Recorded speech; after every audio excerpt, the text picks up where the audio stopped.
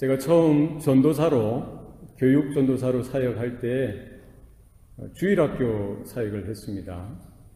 이 어린 아이들, 초등학생들 대상으로 제가 설교를 했는데요. 어린 아이들 대상으로 설교하는 것이 쉽겠습니까? 어렵겠습니까? 그 애들이 1학년부터 6학년까지 눈이 초롱초롱하게 이렇게 앉아 있어요. 제가 그 사역을 5년을 했습니다. 5년을 했는데 말씀을 한 주간 딱 준비해서 주일날 이렇게 단상에 올라가서 설교를 하면은 아이들은 전도사님이 무슨 말씀하시나 이렇게 듣는 거예요. 그래서 이게 잘 들을 때도 있고 또 이게 삼천포로 빠질 때도 있더라는 거예요. 아이들은 정직한 거예요. 아이들의 마음을 사로잡고요. 아이들의 귀를 사로잡는 메시지가 전달되면은 애들이 귀를 쫑긋하면서 잘 듣습니다. 그러나 이 설교가 맥을 잡지 못하고 이렇게 가면 애들이 그냥 듣지 않는 거예요. 딴짓 하는 거죠. 아이들은 정직합니다. 우리 어른들은 뭐 설교가 어떻든지 간에 끝까지 참아내죠. 인내합니다만 아이들은 그렇지 않습니다. 그래서 이게 어떻게 보면 쉬울 수도 있고요. 어떻게 보면 너무 힘들고 어려운 거예요. 한 주간 열심히 준비를 하죠. 장담하지 못하는 거예요. 얼마나 그 시간이 부담스러운지. 제 생각에 목회 초년생이었던 그 시절에 설교만 없으면 목회가 참 좋을 텐데 이런 생각을 해봤던 적이 있습니다. 그 어린아이들에게 전하는 그 설교 메시지도 사실은 큰 부담감이 되어지고 마음에 하나의 짐이 되어졌던 그런 시절이 있습니다. 제가 짧은 목회 시간 그런 인생이지만 마음에 이렇게 가진 생각이 있습니다. 설교를 잘하는 것, 물론 설교를 한 번 잘하고 두 번 잘하는 것, 이게 시간을 많이 투자하고 열심히 준비하면은 될 수 있죠. 그러나 더 중요한 것이 있더라는 거예요. 설교를 잘하는 것보다 좋은 설교자가 되는 것이 더 어렵고 더 중요한 일이라는 겁니다. 설교 한 편 잘하는 것, 이건 누구든지 하다 보면은 최선을 다해서 준비하고 경험이 쌓이다 보면은 잘할 수 있습니다. 그러나 좋은 설교자가 되는 것은 또 다른 문제라는 거예요. 우리가 설교 한두 편 잘하는 그런 목회자보다 하나님 보시기에 하나님 앞에서 몸부림치는 삶이 있는 그런 좋은 목회자가 될 수 있도록 여러분 그렇게 기도해 주시길 바랍니다. 그래서 저는 마음에 그런 게 있어요. 설교 한 편 잘하고 못하고 이게 아니라 하나님 앞에서 하나님의 주신 메시지를 바르게 전달하는 설교자가 되기를 원합니다. 이런 마음의 기도의 제목이 있는 겁니다. 내가 하나님 앞에 서서 몸부림치면서 성도들과 함께 하나님 보시기에 바른 목회자가 되어지고 바른 설교자가 되어지고 바른 성도로서 하나님 앞에 세워지기를 바라는 것이죠. 우리 성도들의 삶도 그러합니다. 우리가 설교를 듣고 성경 공부를 하고 성경을 읽으면서 우리의 성경 지식을 쌓아가는 것 소중하고 중요합니다만 거기에 그쳐서는 안 된다는 거예요. 우리의 머리가 지성이 커져서 많은 성경의 지식을 아는 것도 사실은 중요하지만 거기에만 머물러서는 안 되고요. 그 말씀을 받아서 그 말씀대로 살아가는 좋은 성도가 되시기를 바랍니다. 하나님 앞에 말씀을 받았으면 그 말씀에 따라 내 마음이 부닥쳐지고요. 내 안에 바르지 못한 그런 것들이 늘 언제나 발견되어져서 몸부림치면서 회개하고 돌이키고 날마다 제사함의 은총을 받고요. 하나님 앞에 새로워지는 그런 모습들이 우리 가운데, 성도들의 삶 가운데 나타나야 하는 것이죠. 그리고 우리가 아는 대로, 우리가 믿는 대로, 우리가 하나님의 은혜를 받은 대로 그와 같이 좋은 성도로서, 바른 믿음의 소유자로서, 참된 믿음의 소유자로서 그렇게 살아가는 것이 중요하다는 것입니다. 알기만 하고 깨닫기만 하고 거기에만 머무는 성도의 삶이 아니라 우리가 믿음으로 순종하면서 주님께서 걸어가셨던 그 길을 쫓아서 죽기까지 복종하는 삶을 통해서 성령께서 저와 여러분의 삶 가운데 맺어주시는 그와 같은 성령의 열매가 분명히 나타나고 확인되어지는 그와 같은 삶이 되시기를 축복합니다. 오늘 본문에 보면은 베드로의 설교가 나오죠. 우리 사도행전 3장에 보면은요, 우리 쭉 지금까지 공부했던 내용이 뭡니까? 베드로의 설교라는 거예요. 성전을 올라가다가 한 나면서부터 안진병이 되었던 그 사람을 나사렛 예수 그리스도의 이름의 권세로 그를 일으켜 세웁니다. 기적이 나타나죠. 이 기적의 사건을 통해서 베드로는 놓치지 아니하고 하나님의 말씀을 전하는 거예요. 수많은 무리들이 모였습니다. 그 솔로몬 행각의 그 광장 앞에 수많은 사람들이 모여들었어요. 그들 앞에서 하나님의 말씀을 전달하는 것입니다. 주님께서 말씀하셨죠. 너희들은 때를 얻든지 못 얻든지 복음을 전파하라. 사람들이 놀라워하고 신기하게 생각하고 기뻐하는 그 일에 머무는 것이 아니라 그 사건을 통해서, 그 기적을 통해서 베드로는 무엇을 소개합니까? 하나님의 말씀을 전달하는 것이죠. 설교의 내용이 바로 그와 같다는 거예요. 설교의 핵심이 그와 같다는 겁니다. 기독교가, 우리 교회가 늘 언제나 증거하고 전달해야 될 그 내용이 무엇이냐는 거예요. 우리는 베드로의 설교를 통해서 우리 교회가 가르치고 우리 설교자들이 전달하고 우리 모든 성도들이 때를 얻든지 못 얻든지 증거하는 그와 같은 삶을 살아가야 할 것입니다. 무엇을 전달합니까?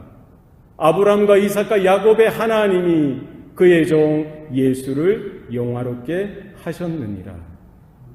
그 기적의 사건을 통해서 베드로는 바로 그 안진뱅이가 일어나고 걷고 뛰고 하는 그것 자체가 놀라운 것이 아니라 사실은 그와 같은 절망 가운데 있는 한 인생이 어떻게 일어나게 되어지고 어떻게 걷게 되어지고 뛰어가게 되어지며 어떻게 그가 평생 성전 미문에까지는 왔지만 하나님을 향하여 참된 예배로 하나님을 찬양하며 예배하지 못했던 그 인생이 어떻게 그렇게 뛰면서 걸으면서 하나님을 찬양하는 인생이 되었는지 거기에 대해서 이야기하는 거예요. 무엇으로 가능하게 되었냐는 것입니다. 무엇으로 가능하게 되었죠? 바로 하나님께서 역사하셨다는 거예요. 언약의 하나님께서 예수 그리스도 하나님의 그 독생자를 영화롭게 하셨듯이 바로 그 예수의 이름을 통해서 소망 없는 그 인생, 절망 가운데 있던 그 인생을 일으켜 세우시고 걷게 하시고 뛰게 하시고 하나님을 찬양하는 인생으로 변화시켜 주셨던 것. 그 사실에 대해서 이야기하는 거예요. 그리고 거기에 모인 수많은 그 무리들, 그 예루살렘 사람들, 이스라엘 백성들, 바로 그들의 죄를 여과 없이 지적하는 것입니다. 너희들이 죽였던 그 예수 그리스도, 너희들이 거부하였던 바로 의롭고 거룩한 그 생명의 주인 되신 예수 그리스도를 하나님께서 죽은 자 가운데서 다시 살려내심으로 하나님께서 영화롭게 하셨느니라. 우리가 바로 이 일의 증인이다라고 이야기를 하고 있는 것이죠. 설교자의 그 사역이 그렇습니다. 우리 교회의 사명이 그렇습니다. 지난 2000년 세월 동안 이 땅에 주님의 몸된 교회, 기독교가 붙들어야 될 분명한 메시지가 그것입니다. 바로 무엇입니까? 예수 그리스도의 십자가를 증거해야 되는 거예요. 예수 그리스도의 부활에 대한 분명한 증거가 우리의 삶 가운데 있어야 합니다. 우리가 십자가를 달았다고 해서 다 교회가 아닌 것이죠. 교회라는 이름으로 모였다고 해서 다 교회가 아닙니다. 우리 교회 가운데 뭐가 있어져야 되는 거예요? 예수 그리스도의 복음, 예수 그리스도의 죽으심과 3일 만에 부활하신 그 사건에 대한 분명한 선포가 우리 가운데 있어야 할 줄로 믿습니다. 이 하나님의 말씀이 하나님의 영광 가운데 능력 있게 증거되어질 때에 하나님은 그 땅 가운데, 그 지역 가운데 부흥을 허락해 주셨던 거예요. 하나님의 말씀이 능력 있게 선포되어지고요, 능력 있게 나타날 때에 하나님은 그 메시지를 통해서, 그 말씀을 통해서, 그 말씀 가운데 듣는 그 인생들을 통해서 하나님은 하나님의 영광을 드러내시고 하나님의 부흥을 허락해 주셨던 것을 볼 수가 있습니다. 반대로 하나님의 메시지가 희미해져 가고요, 하나님의 말씀이 증거되어지지 못하고 주님의 복음이 있는 그대로 바로 선포되어지지 못할 때에는 교회가 힘을 잃게 되어지고요, 성도들이 맥없이 힘없이 그냥 그저 그렇게 살아가게 되어질 수밖에 없더라는 거예요. 우리 가운데에 다른 것은 조금 부족할 수 있습니다만 예수의 복음, 십자가의 은혜, 부활의 능력이 우리의 삶 가운데에 확인되어질 수 있기를 소원합니다. 베드로는 여기에만 머물지 아니하고 바로 그 예수님께서 어디로 올라가셨다는 걸 승천하신 것에 대해서 이야기하죠. 하나님의 보좌 우편으로 올라가셨던 거예요. 하나님께서 그 아들 예수를 영화롭게 하셨는데 어느 정도로 영화롭게 하신 거예요? 높고 높은 자리, 최고의 자리가 어디입니까? 바로 하나님의 보좌 우편까지 그 아들 예수를 올려주시고 지극히 높은 자리로 올려주셨던 것을 볼 수가 있는 것이죠. 바로 예수 그리스도의 승천, 예수님께서 지금 하나님 보좌 우편에서 이 땅에 주님의 몸된 교회로 부름받은 성도들의 삶을 굽여 살펴주시고요, 이 땅에 하나님께서 약속하신 성령을 부어주시고요, 주님의 몸된 교회를 통해서 지금도 살아 역사하고 계시다는 사실을 여러분 기억하실 수 있기를 바랍니다. 예수님의 초림과 예수님의 재림 사이에 예수님이 육신적으로는 우리 이 땅에 우리와 부재의 관계, 예수님이 지금 안 계신 것 같죠. 육신적으로 우리와 함께 하시지 못하시지만 지금 주님은 어디 계신 거예요? 3일 만에 죽은 자 가운데서 부활하시고요, 40일간 제자들을 모으시고 그들과 함께 하시다가 감람산에서 그들이 보는 앞에서 승천하시죠. 하나님 보좌 우편에 지금도 계신 거예요. 오늘 본문의 말씀처럼 하늘이 마땅히 그를 받아두리라. 할렐루야. 언제까지 그렇다는 거예요? 하나님께서 만물을 회복시키실 때까지 하늘이 그 예수를 받아주시는 거예요. 하늘 가운데 하나님 보좌 우편에 앉아 계셔서 지금도 잃어버린 자, 잃어버린 영혼을 찾으시고요, 주님께서 불러주시고 주님의 몸된 교회로 하나님의 자녀로 세우는 그 사역을 지금까지 주님이 재림하시는 그 순간까지 이어가고 계시다는 사실을 여러분 기억하실 수 있기를 바랍니다. 지금 하나님 보좌 우편에 앉아 계신 그 예수께서 어떻게 하신다는 거예요? 곧 다시 오신다는 사실을 베드로를 통해서, 모든 성경 말씀을 통해서 우리 가운데 약속해 주고 계시는 것이죠. 여러분, 우리의 신앙의 삶 가운데 여기에 대한 분명한 믿음이 있고 분명한 확신이 있기를 바랍니다.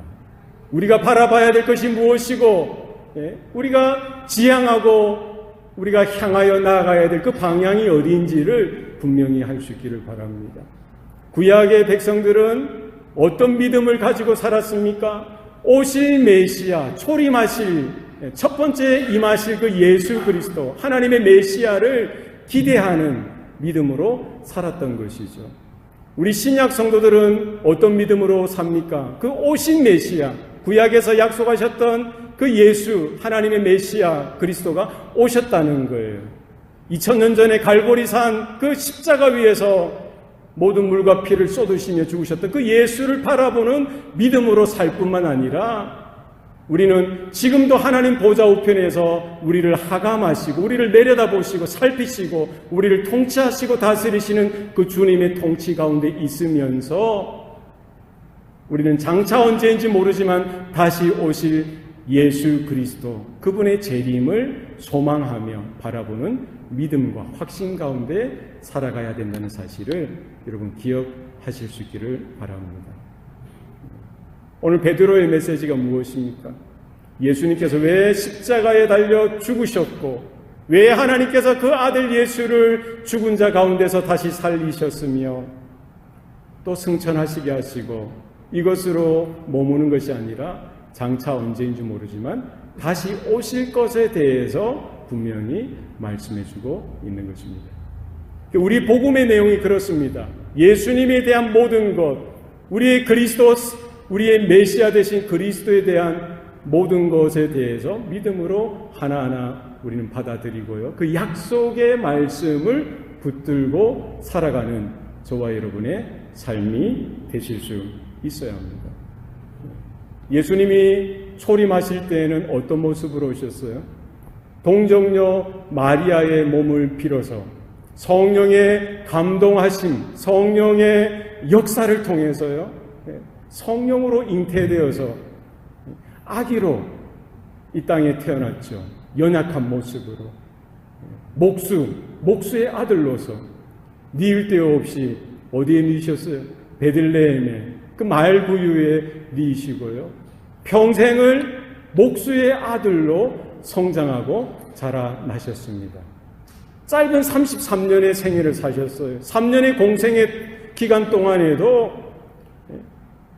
세상죄를 지고 가는 하나님의 어린 양으로서 그 고난의 길을 마다하지 아니하고 비난하면 비난받고요, 욕하면 욕을 받고요, 저주하면 저주를 받고 때리면 맞고 채찍을 휘두르면 그 채찍에 살이 찢어지도록 그냥 방관하시면서 그냥 참으시면서 인내하시면서 그 길을 걸어가셨던 것을 볼 수가 있습니다. 그러나 다시 오실 예수님은 어떻게 오신다고 성경은 기록하고 있습니까? 사도행전 1장 10절 11절에 보면은요, 예수님이 승천하실 때 감람산 그 꼭대기에서 제자들이 성도들이 모여서 예수님이 승천하시는 그 광경을 바라보고 있는 것이죠.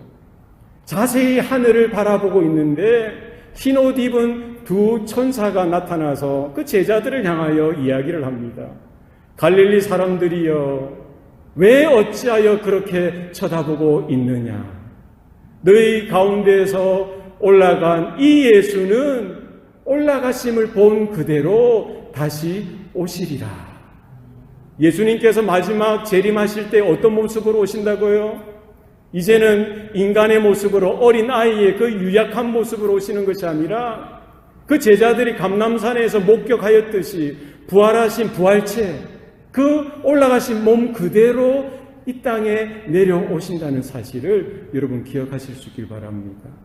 구름 타시고 천군 천사를 대동하시고 천사장의 나팔 소리 가운데 임하실 때에 모든 만방에 있는 사람들이 목도할 수 있는 그 광경 속에서 임하신다는 사실을 여러분 기억하실 수 있어야 돼요.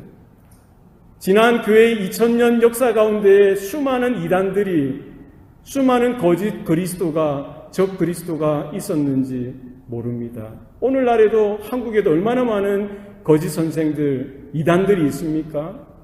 예, 여러분이 잘 아는 신천지 이만희 씨는 지금 83세, 84세, 하여튼 정확한 나이는 제가 모르겠습니다만 80세가 넘었어요. 그러니까 그를 추종하는 사람이 한 10만 명, 20만 명이 되다 보니까 큰 체육관을, 공설운동장을 빌려가지고 뭐 카드 섹션도 하고 퍼레이드도 하고요. 그 늙은 노인이 뭐 타고 나오는지 아세요? 여러분 보셨습니까? 백마를 타고 나요. 백마를.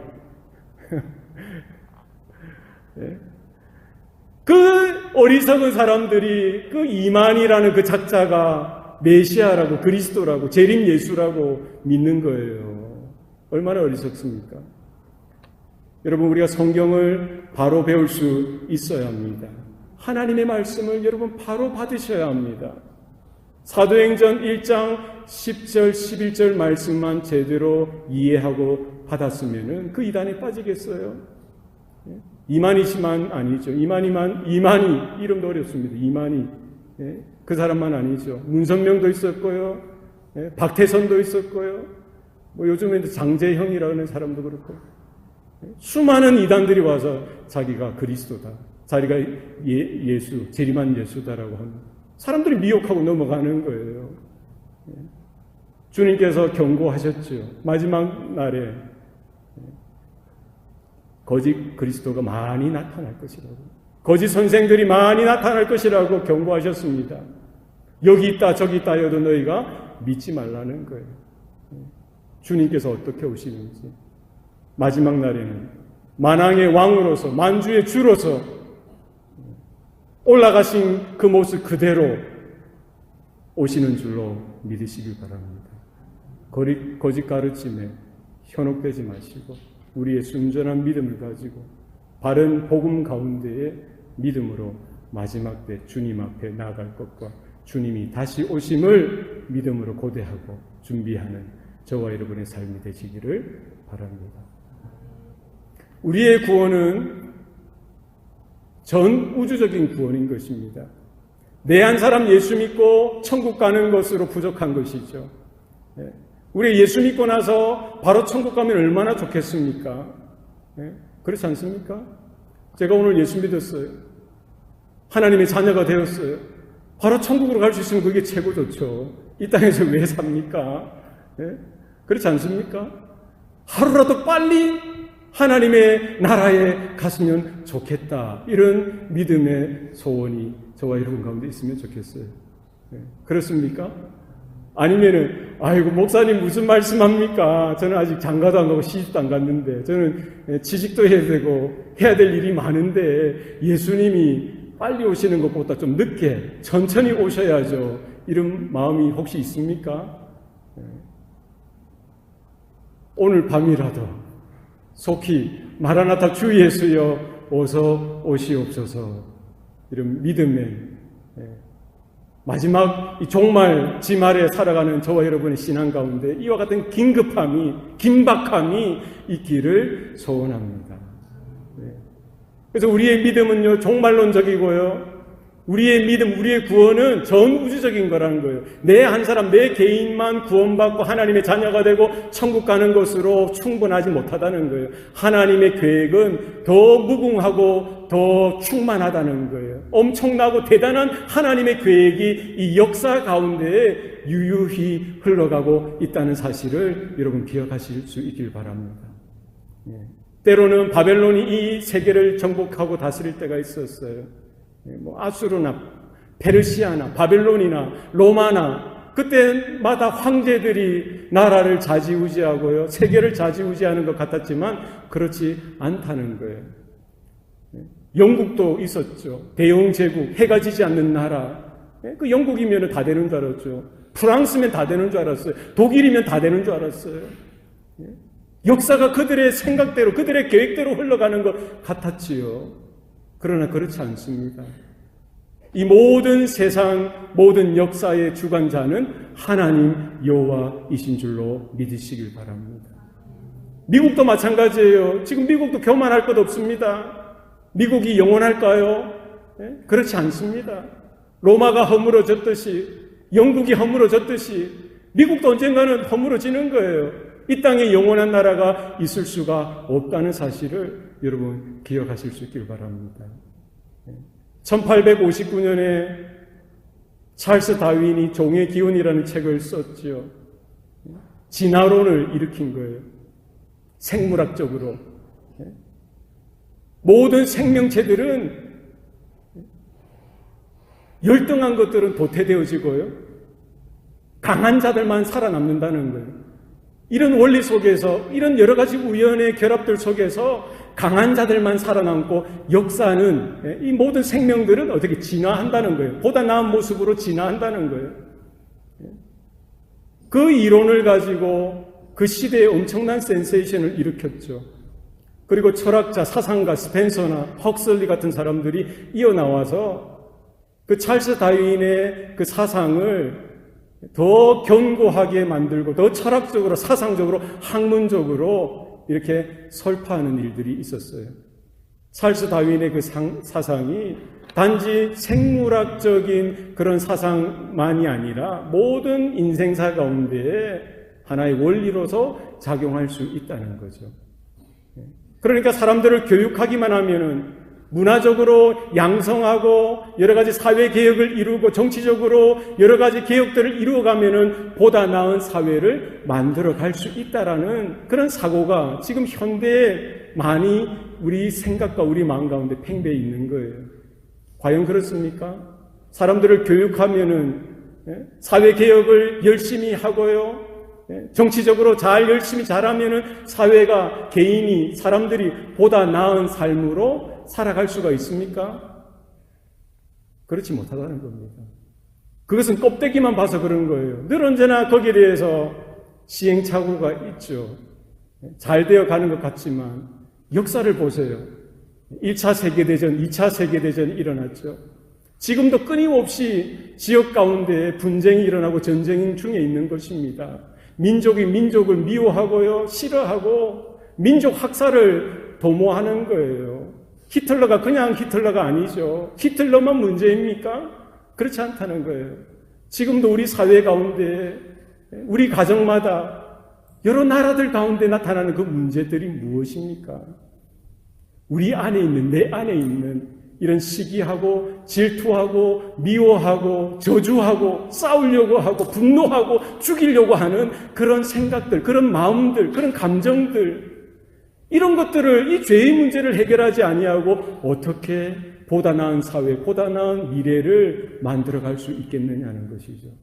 인간의 힘으로는 도저히 할 수도 없고 이루어갈 수도 없는 그런 문제라는 사실을 우리는 직시해야 하는 것입니다. 무엇으로 가능합니까? 무엇으로 되어집니까? 하나님의 말씀으로 가능하다는 거예요. 오늘 본문을 보시기 바랍니다. 21절 말씀. 하나님이 영원 전부터 거룩하신 선지자들의 입을 통하여 말씀하신 바 만물을 회복하실 때까지 하늘이 마땅히 그를 받아두리라. 누가 하신다는 거예요? 만물을 회복하시는 그 일을 누가 하신다는 거죠? 주어가 누구입니까? 정치 세력입니까? NGO입니까? 비영리 단체입니까? 도덕적이고 윤리적인 사람들입니까? 잘 배운 어떤 소수의 사람들입니까? 정치 지도자입니까? 그렇지 않다는 거예요. 누가 만물을 회복하신다는 거예요? 누가 이 피조 세계의 모든 질서와 모든 것들을 회복하신다는 겁니까? 누가요? 하나님이. 여러분 믿습니까? 야, 어떻게 살까? 어떻게 되어질까? 염려하거나 두려워하지 마시기 바랍니다. 정권이 기독교를 박해하고 교회를 말살하려고 하는 그런 시대 속에서도 하나님은 살아계셔서요, 하나님의 사람들을 모으시고 그들에게 말씀을 주시고 소망을 주시고 믿음을 주시고 오히려 일어나게 하시고 그 복음으로 세상을 뒤집어 엎는 그런 역사를 허락해 주셨다는 사실을 여러분 보시기 바랍니다. 지금도 이 세계가 되어지는, 이 시대가 되어지는, 여러 가지 사건들이 되어지는 일들을 바라보세요.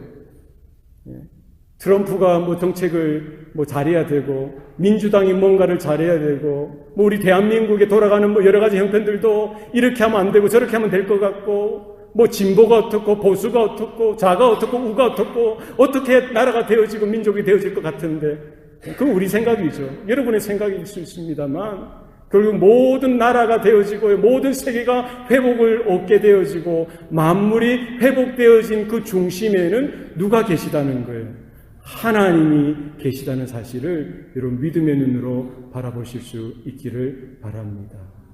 하나님께서 하신다는 거예요. 바로 하나님께서 만물을 회복하실 그때가 되면은 누가 오신다는 거예요? 예수 그리스도. 지금 하늘 보좌 아버지 우편에 앉아 계신 그 예수께서 다시 오신다는 사실을 여러분 기억하실 수 있기를 바랍니다. 그때가 있다는 거예요. 바꾸어 말하면 예수님께서 바로 오시면 그때가 언제라는 거예요? 만물이 회복을 얻는, 만물이 회복되어지는 때라는 사실을 우리는 기억해야 합니다. 그러면 만물이 회복되어질 필요가 있다는 거예요. 만물이 회복되어질 때가 있다는 거예요. 이 일을 누구를 통해서 하나님이 미리 말씀해 주셨어요? 영원 전부터 거룩한 선지자들의 입을 통해서 미리 약속하시고 미리 예정하시고 미리 우리에게 알려주셨다는 사실을 여러분 기억하셔야 됩니다. 만물이 회복되어질 때가 있다는 것은 뭐예요? 만물이 지금 온전치 못하다는 거예요. 바르지 못하다는 거예요. 만물이 깨어졌고 상하여졌고요, 훼손당하여졌고 왜곡당하여졌다는 사실입니다. 언제요? 왜 그렇습니까? 아담이 불순종하여 타락했을 때에 만물도 그 죄의 저주로 말미암아 타락하게 되어지고요, 그 저주의 그 그림자 가운데에 들어가게 되어졌던 것이죠. 로마서 8장 19절, 21절, 22절 한번 찾아보시겠습니다. 로마서 8장 19절, 21절, 22절.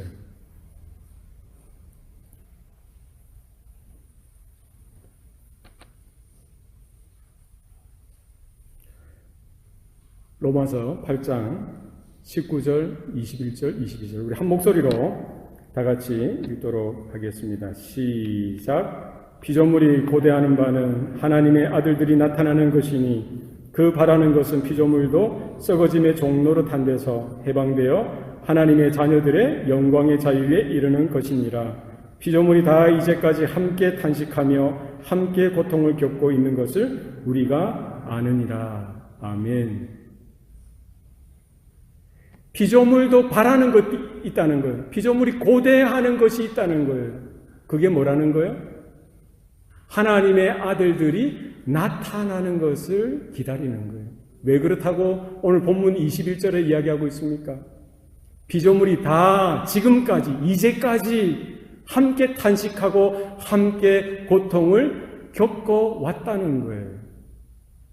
우리가 아담이 타락하여서요, 그 죄의 값으로 사망이 왔고요, 우리 가운데 저주가 임하였고요, 우리 가운데 병이 왔고 불행이 왔고 이런 삶을 살아가듯이 아담이 타락한 그 자리로 인하여 모든 피조 세계가 만물이 함께 그 타락의 저주 가운데 빠져들게 되어졌던 거예요.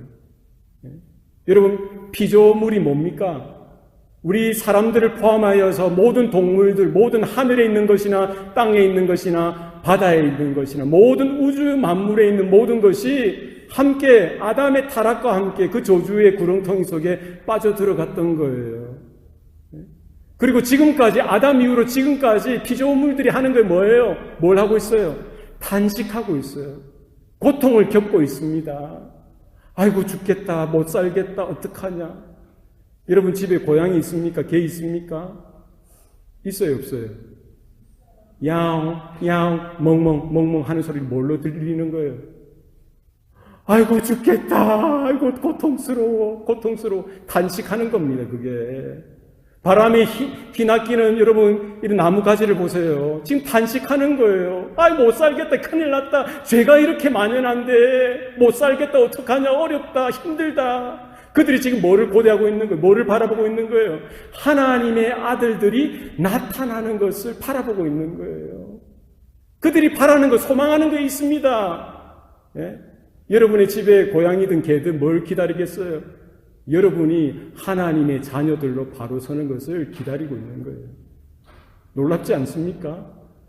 왜 놀랍지 않습니까? 놀라워 좀 하세요. 예? 동물들도, 개도, 짐승들도 사람들을 보면서 탄식하는 거예요. 고통스러워하는 겁니다. 미물들도 그렇게 하고 있는 거예요.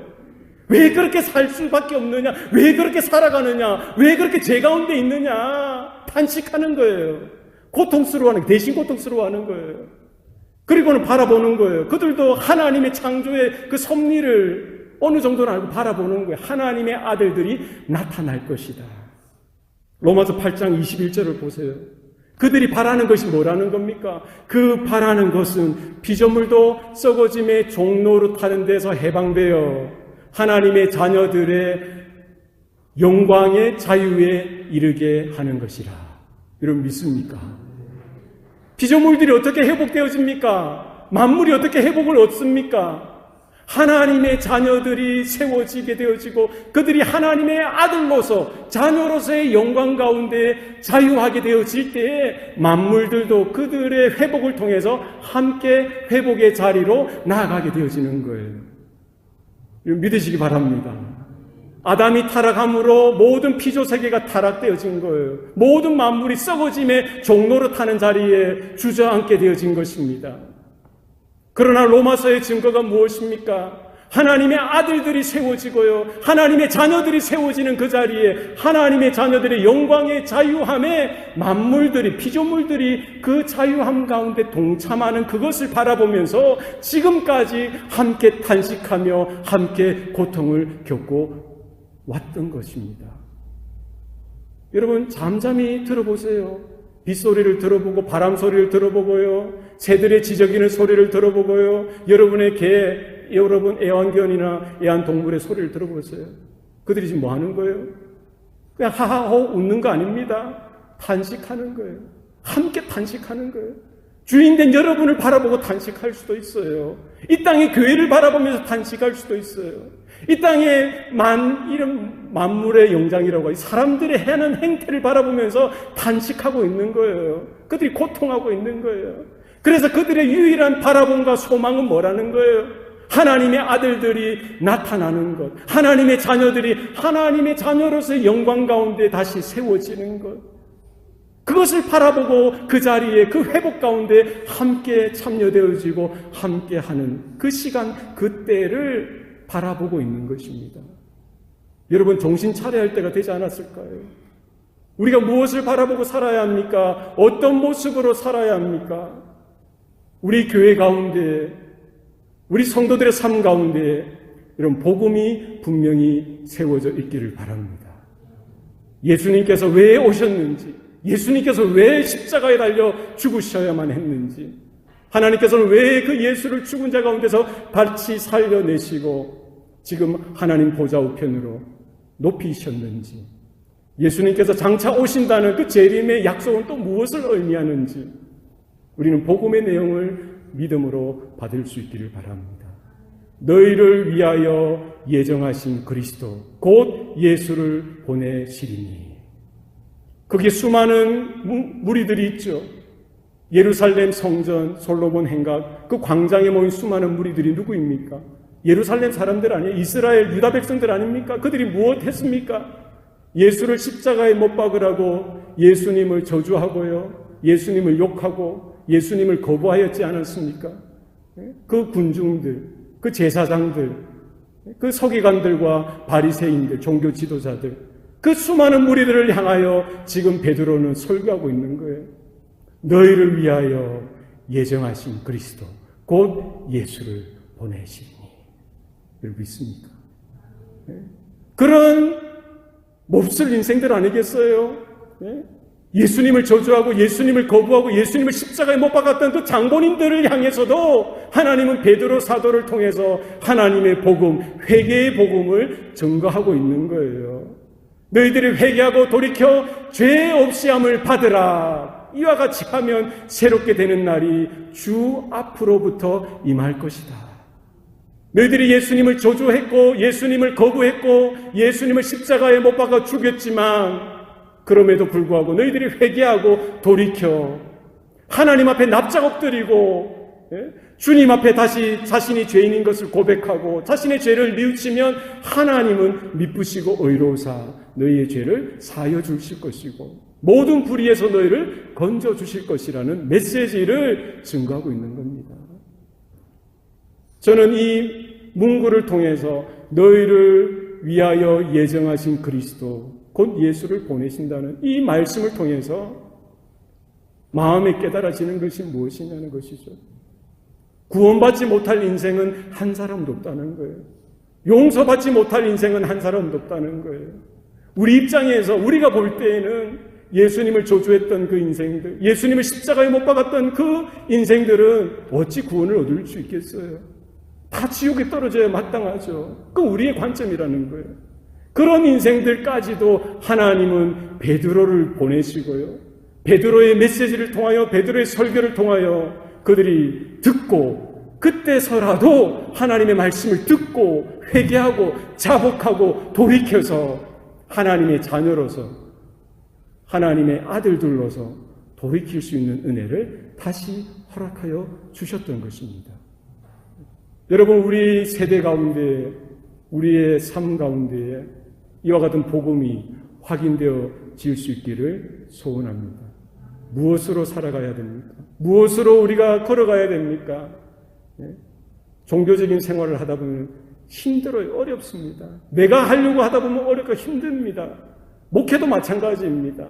무엇으로 우리가 살 수 있어요? 2000년 전에 나를 위하여 십자가에서 모든 물과 피를 쏟으신 그 예수를 바라보는 믿음이 우리 가운데 있기를 소원합니다.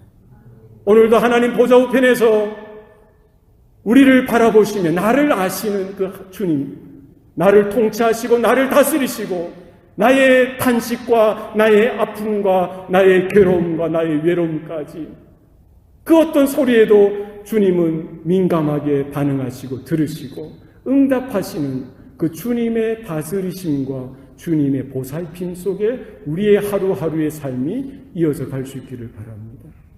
우리의 걸어가는 길은 다른 길이어서는 안 됩니다. 주님께서 걸어가셨던 그 길, 십자가의 길을 걸어가면서 주님이 다시 오시마 약속하셨던 바로 그 재림하실 예수님을 믿음으로 바라보며 믿음으로 확신하며 주님의 다시 오심을 믿음으로 준비하며 오늘 하루 또 내일 하루 우리의 남은 생애를 그렇게 믿음으로 걸어가고 살아갈 수 있는 저와 여러분 되실 수 있기를 바랍니다. 여러분, 때를 얻든지 못 얻든지 베드로처럼 복음을 증거하셔야 돼요. 하나님이 기회를 주십니다. 나만 간직해서는 되지 않습니다. 나만 구원받아서는 되지 않습니다. 나만 천국 가는 걸로 부족합니다. 여러분의 부모님을 생각해 보십시오. 여러분의 자녀들을 생각해 보세요. 여러분의 친지들을 생각해 보세요. 여러분의 이웃들을 생각해 보세요. 하나님께서 왜 만나게 해주셨습니까? 왜 그런 사건을 일으켜 주셨습니까? 왜 그런 어렵고 힘든 일들을 겪게 하셨습니까?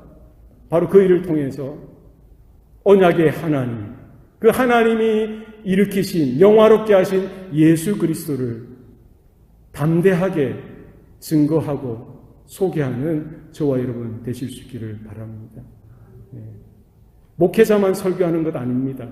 우리 모든 성도들이 이런 선일교자와 같은 심정을 가지고 그렇게 사셔야 돼요. 우리 가운데 그런 내용이 있어야 됩니다. 복음의 내용이 있어야 돼요.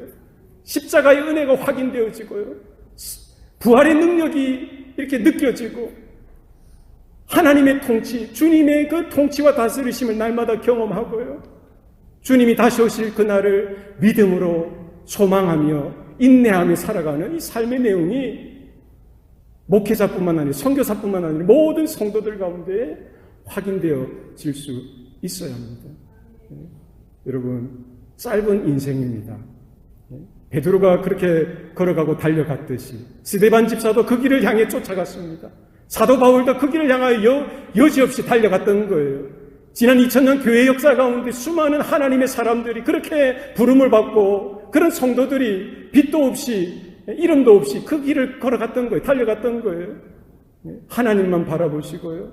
믿음으로 부름받은 그 자리에서 힘을 내시고 주님의 능력을 덧입고서 우리의 복음의 내용대로, 우리의 기도대로, 우리의 믿음대로 그렇게 살아드리고 한 영혼이 구원되어지고요. 우리의 맺어주신 모든 관계 가운데 구원의 역사가 나타나서 주님이 장차 오실 때에 새 하늘과 새 땅을 회복시켜 주시고요.